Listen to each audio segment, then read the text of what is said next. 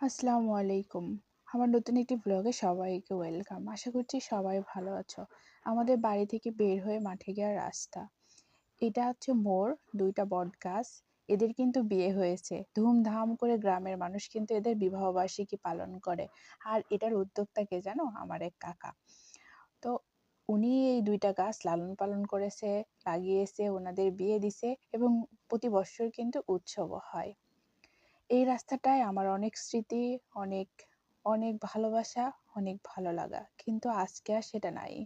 আব্বার সঙ্গে হাত ধরে ছোট থেকে বড় হয়েছি এই রাস্তায়।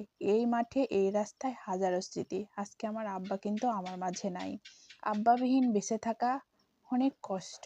মৃত্যুর যন্ত্রণাও হয়তোবা এর থেকে মনে হয় কঠিন। আমার আব্বা কিন্তু নাই। আব্বা ছাড়া একটা বছর পার করে দিয়েছি।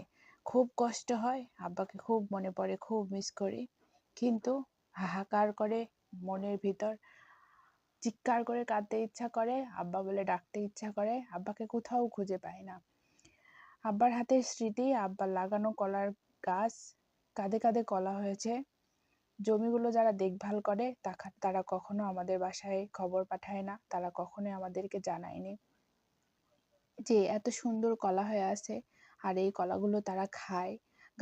গাছ ভর্তি সজনে ডাঁটা হয়ে আছে, তারা পেড়ে পেড়ে খায়, কখনো আমাদের বাসায় পৌঁছায় না।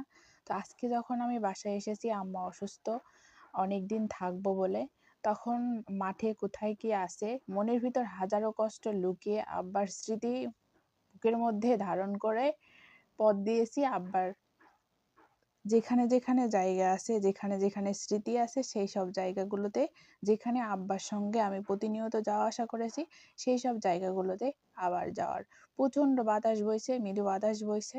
এই বাতাসের মধ্যেই হাঁটি হাঁটি করে চলতে চলতে চলে এসেছি এখানে। কলার বুকটা আমাকে কাটতে হবে, যে কোনোভাবেই হোক কাটতে হবে।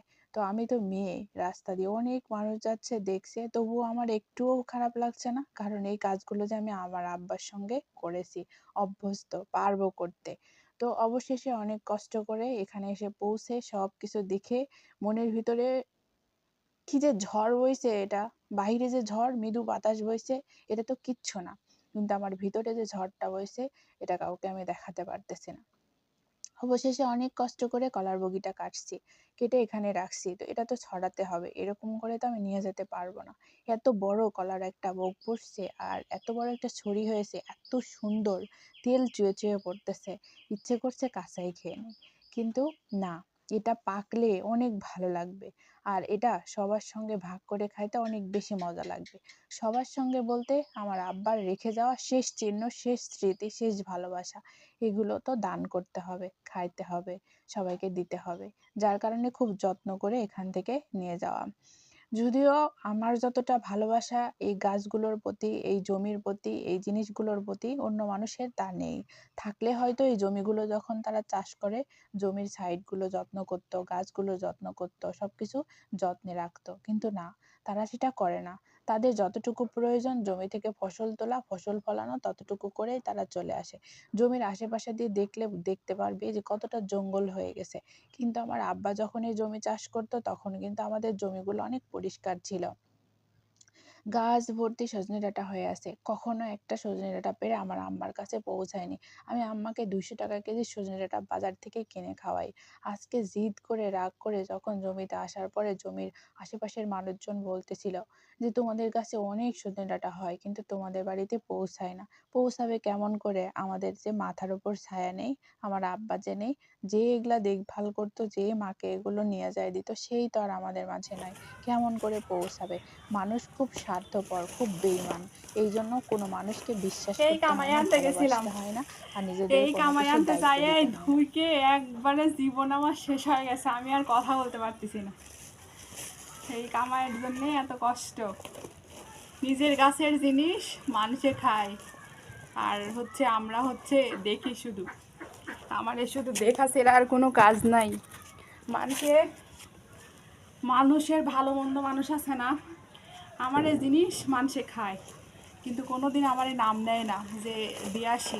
আর মা অসুস্থ হয় ঘরে পড়ে আছে, একটা বারও মার হচ্ছে মানে মনে হয়নি যে তার জিনিস আমরা খাচ্ছি। আমার বাড়ি থেকে 2 কিলো দূরে হচ্ছে আমার এই জমি, জমি চারিদিক দিয়া হচ্ছে এগুলা সব আব্বার হাতের।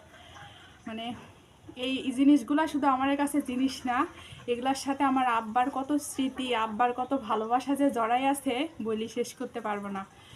পরে আজকে জেদ করেই গেছি যে মেয়ে হয়েছে তাই কি হয়েছে, পারবো না, আজকে জেদ করেই গেছি যে আমি আমার আব্বার হাতের জিনিস আজকে আনবই। আমি গাছ যখন লাগা রেখে গেছে আব্বা, তখন খাওয়ারও আমার হচ্ছে অধিকার আছে। সে 2 কিলো দূরে, মানে ওই জমি যারা দেখে, মানে ওই যে বাগি নেয় যারা দেখে, ওই তারাই হচ্ছে পারে, তারাই খায়, তারাই সব কিছু করে, দেয় না কখনো আমাদের। তো আজকে জেদ করেই গেছিলাম, জেদ করে যাই নিয়ে আসছি। এটা তো নিয়ে আসছি, কত সুন্দর নিজেদের গাছের জিনিস, এর আলাদা একটা তৃপ্তি আছে, স্বাদ আছে। আর হচ্ছে এগুলা তো আনছি। আর এই যে কলা, আব্বার হাতে লাগানো কলা, এই মানে কলা, এইগুলা হচ্ছে আব্বার হাতে লাগানো গাছের, মানে যে গাছ লাগাই গেছে অসুস্থ অবস্থায় জমিতে যাইতো, যায় মার সাথে করে গাছ লাগাইছে।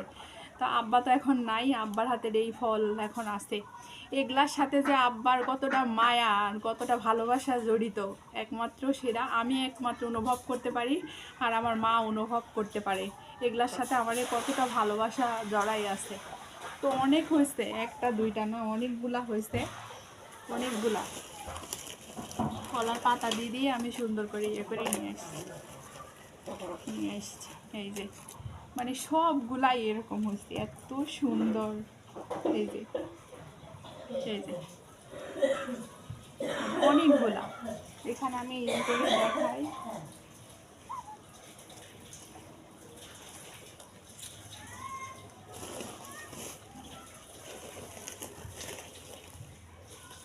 এগুলা আরও বেশি সুন্দর, এগুলা পুক্ত হয়েছে আর এত মিষ্টি। আর কি জানি না, আমার আব্বা যেখানে যা লাগাইছে তাই হয়েছে, আব্বার কোনো কিছু হচ্ছে মানে নষ্ট হয়নি। এই যে দেখাই, কি বড় বড় আর এত মিষ্টি আর এত ভালো খাইতে। এই গাছ, কলার গাছ কোন জায়গায় থেকে খুঁজে খুঁজে নিয়ে আসতে